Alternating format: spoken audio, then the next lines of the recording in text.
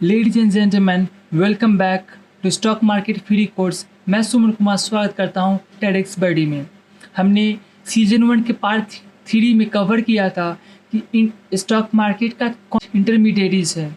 Example के तौर पे ब्रोकर हुआ, डिपॉजिटरी पार्टिसिपेंट हुए, क्लियरिंग कॉरपोरेशन हुआ, बैंक हुए। ये चारों जो बॉडी है आपस में जब मिलते हैं, इंटरलिंक्ड होते हैं, तब जाके हमारा जो ट्रेडिंग है पॉसिबल होता है।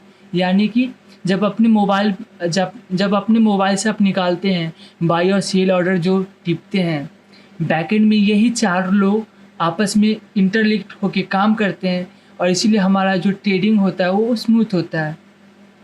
आज का जो वीडियो है हम लोग आईपीओ के बारे में डिस्कस करेंगे कि कोई भी कंपनी है वो आईपीओ कब लाती है, कौन कौन सा फेज़ में लाती है, इसके बारे में हम समझेंगे। हम ये भी समझेंगे कि सारा जो प्रोसेस है क्या क्या इन्वॉल्व होता है। आप इस चीज़ को याद रखिए कि ये जो वीडियो जो बनाने का ऑब्जेक्टिव है ये है कि आपको एक ओवरव्यू देना है। मैं आपको आईपीओ एनालिस्ट नहीं बना सकता, आपको मैं एक्सपर्ट नहीं बना सकता, नहीं मेरी वो क्षमता है और नहीं मैं बना सकता हूँ। वीडियो बनाने का सिंपल ऑब्जेक्टिव है कि आपको एक ओवरव्यू दिया जाए, ताकि बाद में चल के अगर कोई आपसे अगर बात करे कि भाई आईपीओ, इस कंपनी का आईपीओ आ रहा है, तो आपको कोई डाउट ना हो, आपको कोई समस्या ना हो कि यार मुझे नहीं पता कि आईपीओ क्या होता है। ओके, तो ये वीडियो बनाने का यही ऑब्जेक्टिव है। अगर आप भी चाहते हैं कि आईपीओ एनालिस्ट या आप आईपीओ का एनालिसिस वगैरह करना चाहते हैं तो कमेंट में मुझे बताइए। तो उसके लिए एक स्पेशल वीडियो बनाना पड़ेगा, एक स्पेशल सीरीज लानी पड़ेगी। 10-15 मिनट के वीडियो से आप एक्सपर्ट नहीं बन सकते, एनालिस्ट नहीं बन सकते। उसके लिए एक समय देना पड़ता है, एक समय खपाना पड़ता है, एक सीरीज ऑफ वीडियो आपको देखने पड़ेंगे, समझने पड़ेंगे, एग्जाम्पल्स करने पड़ेंगे, प्रैक्टिकल चीज़ों को समझना पड़ेगा। फिर जाके आप एक आईपीओ एनालिस्ट बनते हैं, फिर आप मार्केट के बारे में समझते हैं। वीडियो बनाने का सिंपल ऑब्जेक्टिव है कि आपको एक ओवरव्यू दिया जाए सारे चीज़ के बारे में। तो चलिए हम समझते हैं कि कोई भी कंपनी है वो पब्लिक क्यों जाती है। ओके, स्टार्ट करते हैं। तो सबसे पहले स्टार्ट करते हैं कि कोई भी बिजनेस स्टार्ट कैसे होता है। तो ऐसा तो है नहीं कि आप सुबह उठे और कहे कि आज चलिए $1 बिलियन कंपनी बनाते हैं। ऐसा तो नहीं ना होता है कि आप सुबह उठिए चल दिए बिजनेस कंपनी खड़ा करने। पहले क्या होता है कि पहले आपके दिमाग में चिल करता है, आपके दिमाग में चिल करता है। फिर आप क्या करते हो कि उस चीज़ को करने की कोशिश करते हो। चिल मतलब आइडिया। फिर आपके पास कोई आइडिया होता है कि चलो यार ये करते हैं, आप एआई करते हैं, बहुत सारा चीज़ें आपके मन में एक आइडिया आया, चुल मचा, यानी कि आइडिया मतलब चुल, आपके अंदर एक चुल मचा। तो आप चाहते हैं कि वो चीज़ करने के लिए, लेकिन समस्या आता है कि आपके पास फंड होता नहीं है। तो फंड के लिए आप इन्वेस्टर के पास जाते हैं। ओके, तो इन्वेस्टर कौन होता है? उसको बोलते हैं एंजल इन्वेस्टर। जनरली तौर पे अगर मान लीजिए आपके पास कोई आइडिया है तो ये बहुत लेस चांस है, बहुत कम चांस है कि बैंक आपको पैसा फंड दे। आपको जनरली तौर पे या तो शुरुआत में अगर आपको किसी भी प्रकार का बिजनेस करना है तो पहला पॉइंट है कि या तो आपको खुद अपने पॉकेट से लगाइए। दूसरा चीज़ है कि आप जो है इन्वेस्टर के पास जाइए। वो सारे इन्वेस्टर जो आपके आइडिया में इन्वेस्ट करेंगे उनको बोलते हैं एंजल इन्वेस्टर। एंजल इन्वेस्टर जो है, अगर आपके आइडिया में दम है, आइडिया के साथ साथ आपको एग्जीक्यूशन में भी दम होना चाहिए। ऐसा नहीं कि आइडिया सिर्फ आइडिया है। देखिए, कोई भी इन्वेस्टर है आपको पैसा इसलिए सिर्फ नहीं देता, आइडिया के दम पे नहीं देता है। आइडिया के साथ साथ आपको एग्जीक्यूशन भी बताना पड़ेगा। अगर मान लीजिए मैं ही अगर ये कह देता हूँ, अगर मान लीजिए कितना अच्छा आइडिया है कि कोई अगर जुपिटर पे बोले कि जुपिटर में हम घर बनाएंगे, अच्छा आइडिया है ना। जुपिटर पे घर बने, हाउस बने, कमर्शियल बिल्डिंग बने, ये कंपनी वगैरह खड़ा हो, तो कितना एक अनोखा आइडिया है। लेकिन कहना बकैती करना अलग बात है, लेकिन एग्जीक्यूशन करना अलग बात है। तो आप जब भी इन्वेस्टर के पास जाते हैं तो आप इस चीज़ को मेक श्योर करें कि आपके आइडिया में दम होना चाहिए, साथ साथ आपके एग्जीक्यूशन में भी दम होना चाहिए। तब जाके आपका इन्वेस्टर जो होगा आपसे कन्विंस होगा, फिर जाकर वो फंड वगैरह देगा। तो हम समझ में, तो स्टार्टिंग क्या होता है, कोई भी बिजनेस का जो स्टार्ट होता है चुल मचने से होता है। आपको किसी दिन चुल मचता है कि ये करते हैं, फिर आप क्या जाते हैं एंजल इन्वेस्टर के पास जाते हैं। एंजल इन्वेस्टर को अपना आइडिया बताते हैं, आप अपना एस्टिमेशंस बताते हैं, आप अपना विज़न बताते हैं कि सर हम ये करना चाहते हैं, ऐसे करना चाहते हैं, सारा कुछ बताते हैं। फिर जाके आपका जो एंजल इन्वेस्टर जो होता है, वो आपको फंड देता है अकॉर्डिंग टू रिक्वायरमेंट। उसके बदले में आप या तो उसके बदले में आप इंटरेस्ट पे करते हैं, नहीं तो कुछ इक्विटी डाइल्यूट कर देते हैं। ओके, हाँ, ये जो एंजल इन्वेस्टर जो होता है, आपको जो सीड फंडिंग देता है, शुरुआत का जो फंडिंग मिलता है उसको बोलते हैं सीड फंडिंग बोलते हैं। ये जो एंजल इन्वेस्टर होता है जनरली तौर पे आपके फ्रेंड, फैमिली मेम्बर हो सकते हैं, या बहुत सारे फिल्म है, बहुत सारी कंपनी है जो कि एंजल इन्वेस्टर है, एंजल इन्वेस्टर से। ओके, अब आते हैं कि एंजल इन्वेस्टर जो होता है, एंजल इन्वेस्टर जो है आप पे, आपके आइडिया पे पैसा लगाया है, तो जनरली तौर पे कि हाई रिस्क है, क्योंकि आपका जो कोई ट्रैक रिकॉर्ड नहीं है। ऐसा नहीं कि आप जो है, आप जो बोले हैं वो कर ही दीजिएगा, ऐसा इसका कोई गारंटी नहीं है। तो जो शुरुआत का जो सीड फंडिंग है, वैसा इन्वेस्टर जो कंपनी की शुरुआत में पैसा लगाता है, उसमें दो प्रोबेबिलिटी है, या तो कंपनी डूब ही जाएगा, और नहीं तो कंपनी अगर चला तो चाँद, मतलब चला तो चाँद तक, नहीं तो शाम तक। यही मतलब एंजल इन्वेस्टर के साथ यही होता है कि अगर कंपनी चला तो उसको मतलब बहुत पैसा कमाएगा, अगर नहीं चला तो बस वही बैंकरप्ट हो जाएगा, मतलब कंपनी डिफ़ॉल्ट मार जाएगी, उसका पैसा डूब जाएगा। ओके, तो एंजल इन्वेस्टर जो होता है अपना जो है आपको पैसा आपके ट्रस्ट पे देता है, आपके आइडिया पे देता है, आपके एस्टिमेशन पे देता है, आपके विजन पे देता है। वो जो पैसा लगाता है बहुत रिस्की पैसा होता है। ओके, सो लेकिन ये सारा जो प्रोसेस है एंजल इन्वेस्टर को कन्विंस करना, ये छोटा चीज़ नहीं है। मैंने ऐसे ही बता दिया कि ऐसे होता है। आपको प्रोजेक्ट रिपोर्ट बनाने पड़ेंगे, आपको फाइनेंशियल रेशियो कैलकुलेट करने पड़ेंगे, आपको एस्टिमेशन बताना पड़ेगा, आपको स्ट्रैटेजी बताना पड़ेगा, क्योंकि एंजल इन्वेस्टर जो है आपको इसलिए पैसा थोड़ी दे रहा है, उसको ट्रेडिंग थोड़ी करना है कि सुबह में खरीद ली शाम में बेच देना है। वो आपको पैसा इसलिए दे रहा है कि ताकि वो 5 साल वो इक्विटी को होल्ड कर सके। वो पैसा इसलिए दे रहा है कि आपको उस पर ट्रस्ट है, उसके आइडिया पे आपको ट्रस्ट है। ओके, तो ये सारा है। जनरली तौर पे जो एंजल इन्वेस्टर जो होता है वो इंडस्ट्रीज वगैरह को देखते हैं। जैसे आप जाइएगा, आप किसी इंडस्ट्री में डील कीजिएगा, आप एफएमजीसी में कीजिएगा, आप एआई इंडस्ट्री में ये कीजिएगा, आपका बिजनेस मॉडल क्या है, कि आपका जो पैसा, कंपनी को पैसा कैसे कमाई होगा, ये सारा आप जब समझाते हैं, कन्विंस करते हैं, रेशियोज वगैरह बताते हैं, एस्टिमेशन वगैरह बताते हैं, तब जाके एंजल इन्वेस्टर आपसे कन्विंस होता है, आपको पैसा देता है। जनरली तौर पे जो एआई इंडस्ट्री जो है बूम पे है।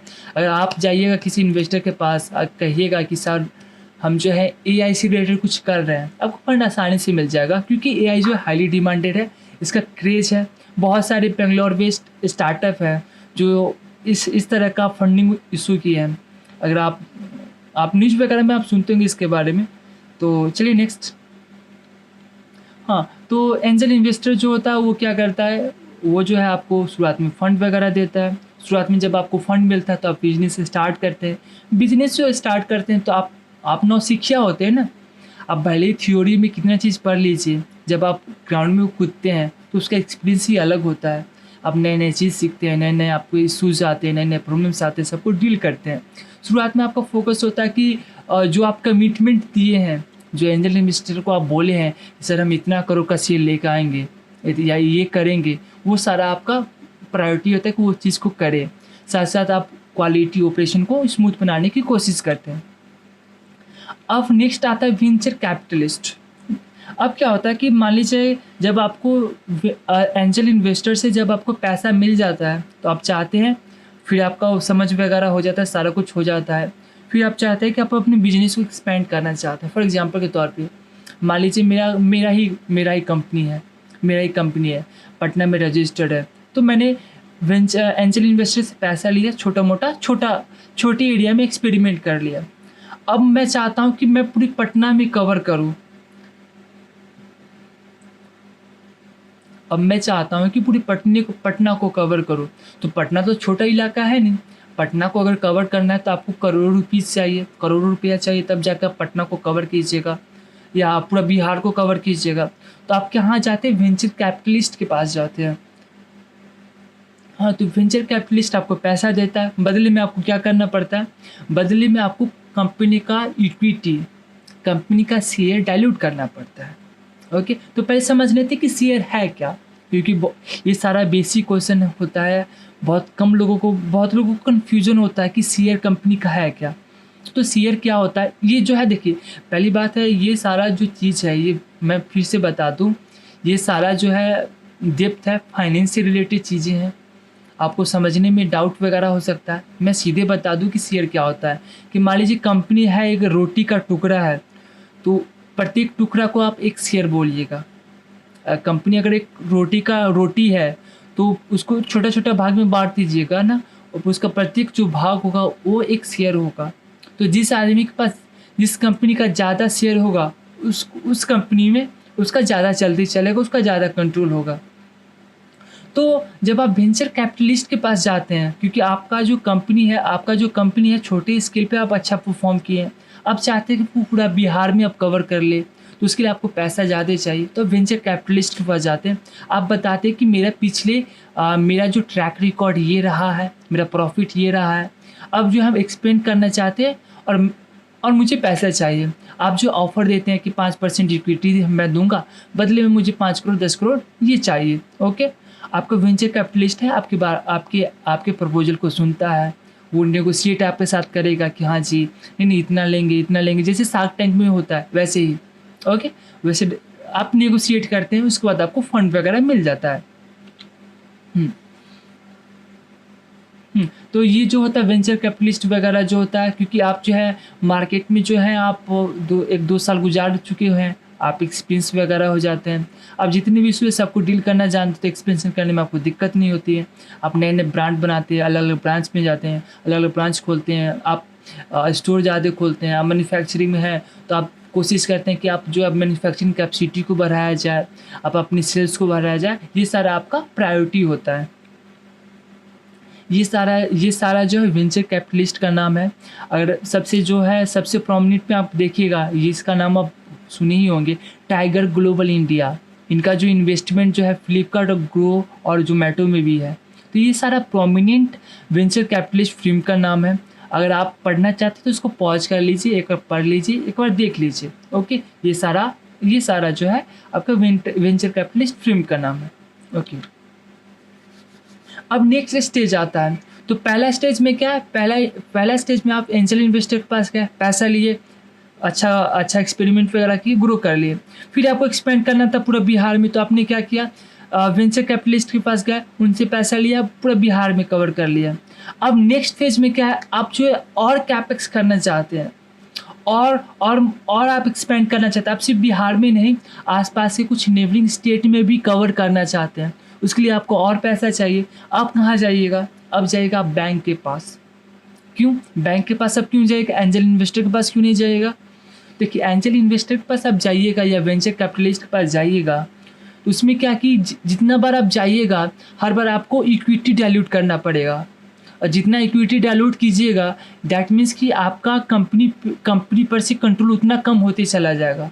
मैं बाद में बताऊंगा, क्योंकि ये सारा थोड़ा डेप्थ में है, आपको मैं ओवरव्यू देना चाहता हूँ। डेप्थ में बताऊंगा तो फिर लंबा वीडियो हो जाएगा। तो जितना बार आप इक्विटी डाइल्यूट कीजिएगा, उतना आपका कंट्रोल कंपनी पे कम होते जाएगा। और जब आप 2-3 साल जब आप किसी बिजनेस में होते हैं, दैट मीन्स 2-3 साल बाद आपके पास कोलेट्रल है, तो बैंक के पास जाइएगा, कोलेट्रल दिखाइएगा, साहब मेरे पास कोलेट्रल है, तो आपको बैंक लोन दे देगा।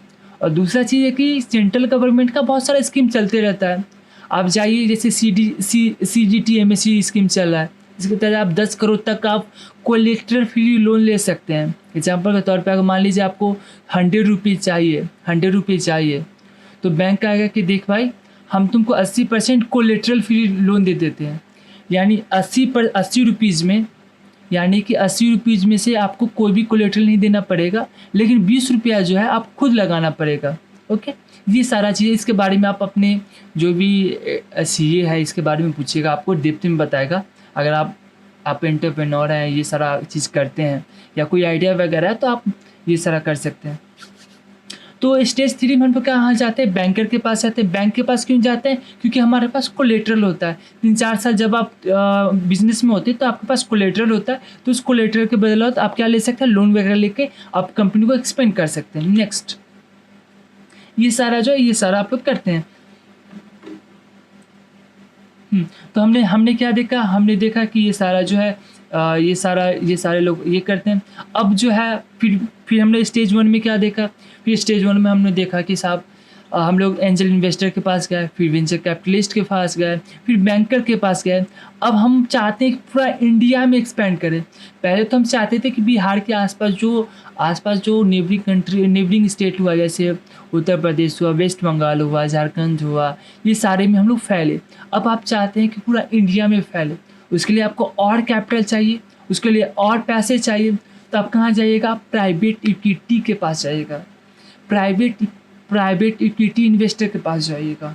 जब आपके पास एक लंबा एक्सपीरियंस हो जाता है काम करने का या किसी भी इंडस्ट्री में काम करने का, तो अब आप जाते हैं प्राइवेट इक्विटी के इन्वेस्टर के पास जाइएगा। तो प्राइवेट इक्विटी इन्वेस्टर क्या होता है, यानी वेंचर कैपिटलिस्ट ही जो होता है प्राइवेट इक्विटी इन्वेस्टर ही होता है। यानी प्राइवेट इक्विटी इन्वेस्टर बोले तो वैसा इन्वेस्टर जो कि एक मजे हुए बिजनेस पे इन्वेस्ट करे। मजे हुए बिजनेस मतलब वैसा बिजनेस जिसका 5 साल या 10 साल का ट्रैक रिकॉर्ड हो, उसमें वो इन्वेस्ट करे, उसको बोलते हैं प्राइवेट इक्विटी इन्वेस्टर बोलते हैं। इसमें क्या होता है कि इसमें जब आप कंपनी का शेयर डायलूट, याद रखिएगा, जब आप प्राइवेट बॉडी के पास जाइएगा तब आपको शेयर डायलूट करना पड़ता है, कंपनी का शेयर बेचना पड़ता है, तब जाके बात बनती है। तो जब आप प्राइवेट इक्विटी इन्वेस्टर के पास जाइएगा तो वो क्या करेगा ना, वो तो आप उसको ये दीजिएगा, कंपनी का शेयर दीजिएगा, बदले में वो आपको पैसा देगा कंपनी को चलाने के लिए। दूसरी बात क्या करेगा कि वो जो है आपको क्या करेगा ना, आपको कंट्रोल भी करेगा, आपको कंट्रोल करने की कोशिश करेगा। ओके, क्योंकि जब मान लीजिए फॉर एग्जांपल मान लीजिए आपकी कंपनी है और आपकी कंपनी में मेरा हिस्सेदारी 10% है। मान लीजिए मैं प्राइवेट इक्विटी इन्वेस्टर हूँ,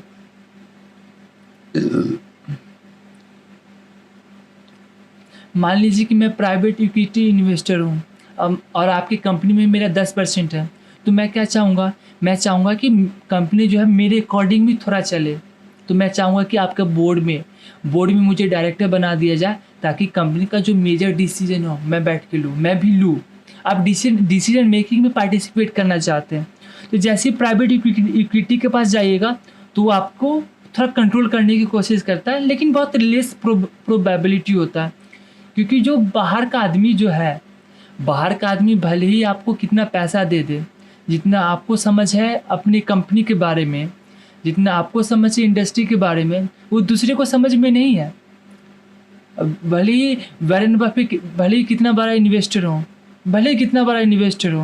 लेकिन कंपनी चलाने का जो अनुभव कंपनी के सीईओ को जितना है उतना वॉरेन बफेट को कभी नहीं होगा।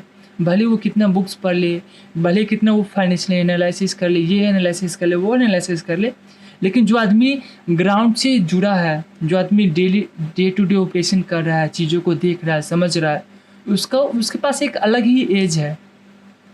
तो प्राइवेट इक्विटी जो इन्वेस्टर होता है वो आपकी कंपनी का इक्विटी लेता है, बदले में पैसा देता है, बदले में ये भी कहेगा कि मुझे आप बोर्ड ऑफ डायरेक्टर का पोस्ट दो, या अलग अलग पोस्ट आपसे मांग सकता है। समझ में आ गया। अब नेक्स्ट आता है ग्लोबल। तो शुरुआत में आप चाहते थे कि आप कंपनी को छोटा स्केल में, फिर आप चाहते थे पूरा बिहार में, फिर बिहार के आसपास स्टेट में, अब फिर चाहते थे कि आप पूरी भारत में आपका हो जाए, भारत में आपका कंपनी फैल जाए। अब आपका सपना है कि आपका सिर्फ जो प्रेजेंस है सिर्फ इंडिया में ना हो, बल्कि आसपास के कंट्री में भी हो। आप बांग्लादेश में भी हो, म्यांमार में भी हो, नेपाल में भी हो, अफगानिस्तान में भी हो, श्रीलंका में भी हो, मालदीव में भी हो। तब आप जाते हैं आईपीओ की तरफ। आईपीओ जाने के लिए कोई रूल्स रेगुलेशन है क्या, कि कंपनी में क्या मेरा कंपनी 10 साल या 20 साल का तभी मैं आईपीओ के लिए जा सकता हूँ? ऐसा नहीं, ऐसा कोई हार्ड एंड फास्ट रूल नहीं है। आप जो है, आपका जो सीए जो होगा, या जो आपका मर्चेंट बैंकर या इन्वेस्टमेंट बैंकर होगा, उससे आप कंसल्ट कर सकते हैं। अगर आप मान लीजिए इस तरह की चीज़ों से इन्वॉल्व हैं तो आप ये जा सकते हैं। तो हम लोग आईपीओ के लिए कब जाते हैं, जब हमको लार्ज फंड चाहिए। जब कंपनी को ज़्यादा फंड चाहिए तब हम लोग आईपीओ के लिए जाते हैं। ओके, जब हम चाहते हैं कि ग्लोबल एक्सपेंशन करना चाहते हैं, तब कंपनी को ज़्यादा फंड चाहिए, और ज़्यादा फंड करने के लिए हम लोग कहाँ जाते हैं, आईपीओ लेके आते हैं। जब कंपनी आपका बड़ा बन जाता है, तो बड़ा मतलब 10 साल 15 साल पुराना कंपनी हो जाता है, तो लोग आपकी कंपनी को जानता है, लोग आपके ब्रांड को जानता है, तो आप जो है आप अपना शेयर पब्लिक को देते हैं, आप जो बॉन्ड इशू वगैरह करते हैं, ये सारा आप करते हैं ताकि पब्लिक का पैसा यूज करके आप एक्सपेंशन कर सकें। तो आप समझते हैं कि आईपीओ होता क्या है। इनिशियल पब्लिक ऑफरिंग, आईपीओ मतलब इनिशियल पब्लिक ऑफरिंग, ये है क्या आईपीओ? बहुत लोगों का डाउट होता है। जैसे आप सोशल मीडिया वगैरह पे देखोगे, इस कंपनी का आईपीओ आ रहा है, जोमेटो का आ रहा है, तो ओयो का आ रहा है, तो बहुत सारा एलआईसी के बारे में, एलआईसी का आ रहा है, ये बहुत सारा कंपनी जिसका आईपीओ आने वाला है। तो सवाल है कि ये आईपीओ है क्या? इनिशियल पब्लिक ऑफरिंग, आईपीओ जो मतलब जब आप फर्स्ट टाइम पब्लिक के लिए, कॉमन लोगों के लिए अपना कंपनी का शेयर लाते हैं, उसको बोलते हैं आईपीओ। यानी पहली बार जब आप अपना कंपनी का हिस्सेदारी लोगों को बेचते हैं, उसको बोलते हैं आईपीओ। पहले आप किसको बेचे? पहले आप बेचे एंजल इन्वेस्टर को, उसके बाद किसको बेचे? वेंचर कैपिटलिस्ट को बेचे, उसके बाद फिर बैंकर के पास कोलेटरल देकर लोन ले लिए, उसके बाद आप पी इन्वेस्टर के पास गए, अपना कंपनी का शेयर बेचे। अब जो है आप अपना कंपनी का शेयर किसको बेच रहे हैं? लोगों को बेच रहे हैं, कॉमन लोगों को बेच रहे हैं, चुतिया बना के मजाक कर रहा हूँ, चुतिया नहीं बना के, वो बाद में बताऊँगा आईपीओ क्या है। आईपीओ का खेला मैं बाद में बताऊँगा। लोग आईपीओ के पीछे पागल क्यों हैं? अगर आप इसके बारे में आप जानना चाहते हैं, अगर आप भी अगर आईपीओ में इन्वेस्ट करना चाहते हैं, समझना चाहते हैं इसके बारे में, एक कमेंट करके बताइए, और मैं बताऊंगा इसके बारे में कि कंपनी वगैरह चूतियापन लोग कैसे लोगों को बनाता है, इन्वेस्टर को बनाता है, इसके बारे में बताऊंगा। लेकिन पहले कमेंट करके मुझे बताइए, तब मैं जाके वीडियो बनाऊँगा, अदरवाइज़ मैं नहीं बनाऊँगा, आगे मैं चला जाऊँगा। तो मैं क्या बता रहा था, आईपीओ। तो आईपीओ में क्या करते हैं, आप पब्लिक को डायरेक्ट चूतिया बनाते हैं, यानी पब्लिक को डायरेक्ट आप क्या करते हैं, अपना कंपनी का शेयर बेचते हैं। पहले आप बेचे थे वेंचर कैपिटलिस्ट वगैरह को, यानी एंजल इन्वेस्टर को बेचते थे। अब जो है डायरेक्ट पब्लिक को आप चूतिया बना के बेच रहे हैं। अब जो है आईपीओ वगैरह क्या होता है, इसके बारे में नेक्स्ट वीडियो आएगा, तो इसके बारे में डिटेल में हम लोग चर्चा करेंगे। तो अभी के लिए आप धड़फड़ाइए मत कि आईपीओ हो क्या रहा है, डाउट वगैरह, जो भी डाउट वगैरह है कमेंट में लिख दीजिए।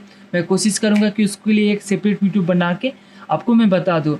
हाँ, आईपीओ के बारे में डिटेल्स में पार्ट 2 इसका आ रहा है, उसमें हम डिटेल्स में बात करेंगे कि आईपीओ होता क्या है, कैसे आईपीओ लाया जाता है। अगर मान लीजिए आपका कंपनी है, अगर मान लीजिए कोई स्टार्टअप कर रहे हैं, तो हर एंटरप्रेन्योर का एक ड्रीम होता है कि उसका कंपनी जो है, कंपनी कभी न कभी एनएससी या बीएससी पे लिस्टेड हो। हर एंटरप्रेन्योर का एक सपना होता है कि उसका कंपनी लिस्टेड हो एनएससी बीएससी में, या अपना कंपनी का एक आईपीओ लेकर आवे। तो इसके बारे में डिटेल में बात करेंगे। आप लोग फिलहाल के लिए ये नहीं चेंज कीजिए।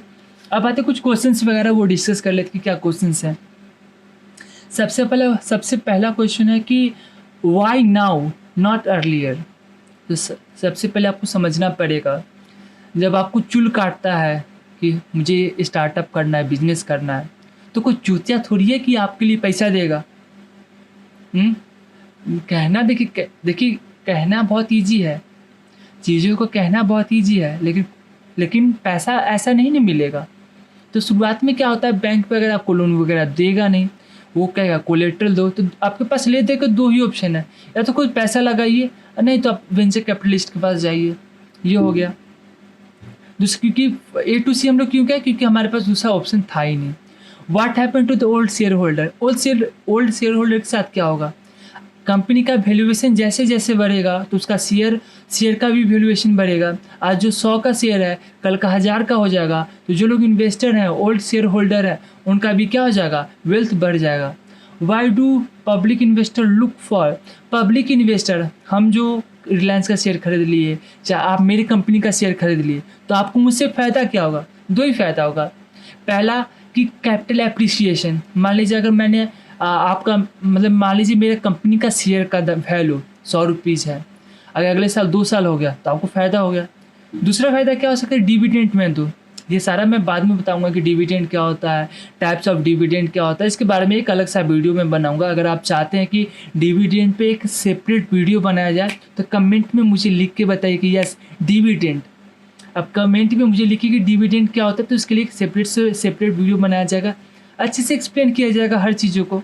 Next, how does IPO process involve, ये जो नेक्स्ट वीडियो जो होगा इसके बारे में हम डिस्कस करेंगे। ये सारे व्हाट आफ्टर गोइंग पब्लिक, ये सारे जो है कमिंग वीडियो में हम लोग डिस्कस करेंगे। तो फिलहाल के लिए बस इतना ही।